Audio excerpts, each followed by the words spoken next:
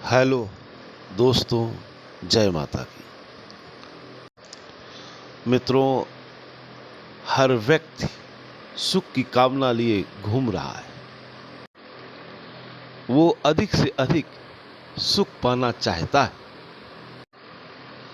लेकिन क्या सुख पाना इतना आसान है? सुख पाने के लिए पैनी निगाह की जरूरत होती है। अगर आपको वास्तविक सुख चाहिए तो आप इसे ध्यान से सुनें। एक बार एक महान संत थे।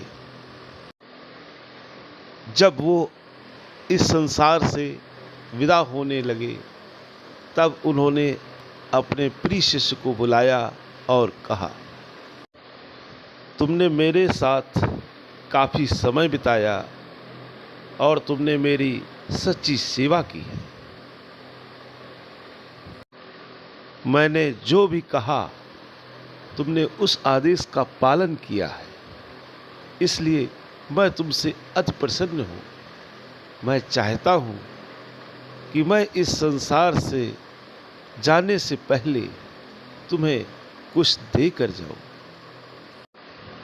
और वो ऐसा हो जो जीवन भर तुम्हारे काम आ सके। किंतु मेरे पास ना तो बहुत संपत्ति है जो मैं तुम्हें दे पाता, ना ही अचल और ना चल किसी भी प्रकार की कोई संपत्ति नहीं है। किंतु फिर भी मेरे पास ऐसा कुछ है जिसके कारण मैं राजाओं का राजा बन पाया। यद्यपि राजा न होते हुए भी राजाओं से भी ऊपर का जो सुख होता है वो मुझे मिल सका, जिसके लिए राजा लोग भी तरसते। तो मैं वो बात तुमसे कह दूं, लेकिन इसके लिए तुम्हें अपना ध्यान एकाग्र हो करके मेरी बात सुननी चाहिए। वो शिष्य उसने सहमत में अपना सिर हिलाया और बैठ के उस महान संत की बातें सुनने लगा। वो संत बोले, जब भी तुम्हारे जीवन में कुछ नया आए, कोई इच्छा आए, कोई काम वासना या क्रोध, प्रेम या अन्य कोई इच्छा आए, तो उसे आने देना, उसको रोकना मत या उसकी उपेक्षा मत करना। ये मत सोचना कि ये गलत है, क्योंकि उसमें भी कुछ तत्व होते हैं। उन तत्वों को ले लेना और बाकी शेष छोड़ देना। लेकिन यह तभी संभव होगा जब तुम उसे बारीकी निगाह से निरीक्षण करोगे, मनन करोगे, होश पूर्वक विचार करोगे। जैसे कि क्रोध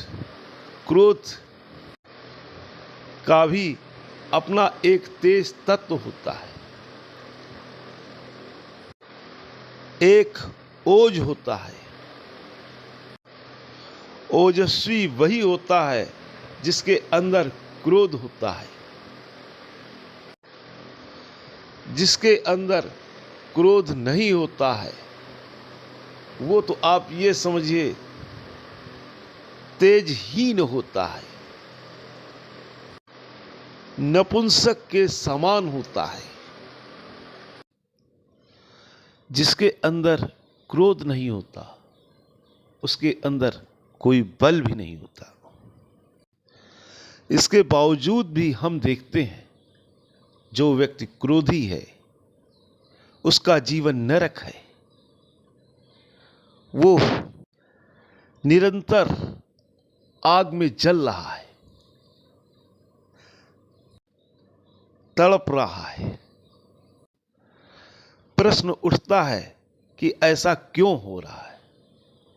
इसका मतलब यह है जो उस क्रोध के अंदर शुभता थी उसको छोड़ दिया गया और जो अशुभता थी उसको ले लिया गया, अर्थात प्लस तत्व को छोड़ दिया गया और माइनस को ग्रहण कर लिया गया। इसी तरह से जिस व्यक्ति के अंदर काम वासना होती है या सेक्स होता है उसके अंदर क्रिएट करने की क्षमता होती है, कैपेसिटी होती है। और जिसके अंदर ये क्वालिटी नहीं होती है वो कभी क्रिएट नहीं कर पाता है, ना ही उसके अंदर इस प्रकार की कोई चाहत होती है। वो ना तो कविताएं बना पाता है, ना ही बागों में पौधे लगा पाता है, ना फूल उगा पाता है, ना ही गांव बसा पाता है। लेकिन हम लोग अपने जीवन में पाते हैं कि जो व्यक्ति सेक्स में पड़ जाता है, काम वासना में पड़ जाता है, उसका जीवन नरक हो जाता है, पीड़ा से भर जाता है। वो व्यक्ति शिथिल हो जाता है, अपने जीवन को एक श्राप की तरह ढोता है। इससे ये पता लगता है जैसे क्रोध या अन्य चीज वो एक ताकत है, एक पावर है। उसका इस्तेमाल हम शुभता के लिए करते हैं या अशुभता के लिए करते हैं, अच्छाई के लिए करते हैं या बुराई के लिए करते हैं, अपने हित के लिए करते हैं या अहित के लिए करते हैं।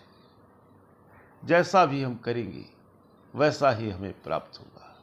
हम जैसा ग्रहण करेंगे वैसा ही फल हमें मिलेगा।